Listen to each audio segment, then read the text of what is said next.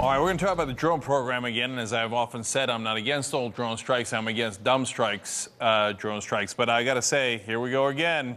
So in the beginning of 2013, we seem to have stepped up our drone strikes in Pakistan and also in Yemen.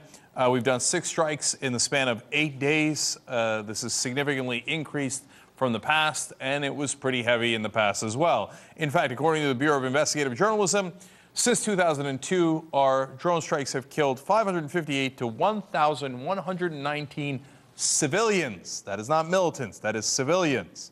And of those, 204 to 350 have been children.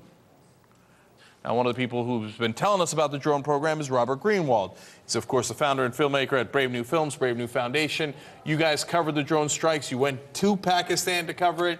What's your sense of John Brennan's possible promotion here? What does it tell us about the Obama administration? Well, it's very, I think, tragic, maybe the best word that I can think of. Here's the man who, remember, did not get the job previously because of what he was involved with in terms of torture in the Bush administration. Now he's being nominated by the Obama administration. So I think that it's an opportunity for us all to raise hell about the issue and to demand that the Senate, in the confirmation hearings, ask him questions about the program. So I suspect, obviously, Senator Wyden will have some objections. Senator Sanders will have some objections, I suspect. And then we'll be done. We'll get massively outvoted. So what does that tell us about the state of the Democratic Party, that a Democratic president takes a guy who was considered so loathsome that he couldn't nominate him to be the head of the CIA in 2009 because of other torture-related issues, now nominates him and probably will get the Democratic Party to go along with it? Well, I think it's an indication of why partisan politics has its limitations and why it's critically important that people who fundamentally care about issues, morally, national security issues, economic issues, that you have to create pressure. We all should have learned from the LGBT community, from the immigrant rights community, that there's only one way that politicians respond, and that's to pressure. And having been in Pakistan and looked in the eyes of people who, person after person, would talk to me after an interview and said, please tell Obama this, or please tell Obama that.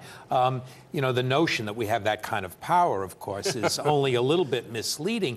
But, you know, on a security issue, Cenk, it doesn't make sense, you know, that we are alienating so many people. Now, I think it does, and I'll tell you why. And you know, this is controversial.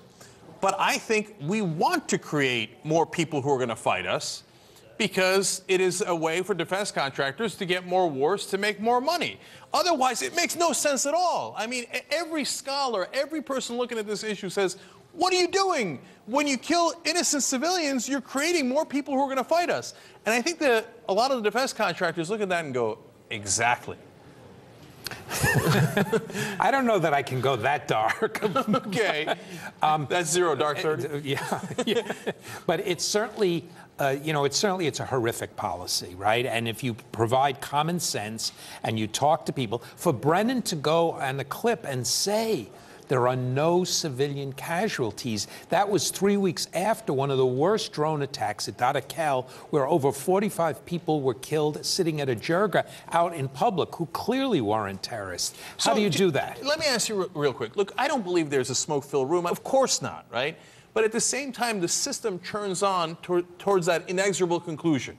We will have more warfare, and it will lead to even greater wars, and people will profit off of that. So what is it? What's that? Why does Obama listen to that? When there is that pressure, why does he listen to it? What makes him go, okay, you're right, let's do another drone strike on people we don't even know who they are? It's a signature strike. Yeah. Or what they've done, or are they innocent? No jury. Right. It's very hard to understand. And again, my entire family are shrinks, father, mother, brother, and sister-in-law. I'm not in that business. But what I can say, based on the facts, based on the clear facts, spend a minute in Pakistan, talk to people, and you know this is making every single one of us less safer.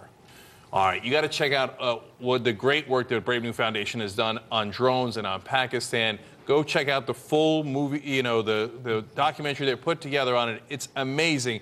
If you don't believe us now, it'll change your mind. You'll see the actual victims, etc. All right, thank you, Robert.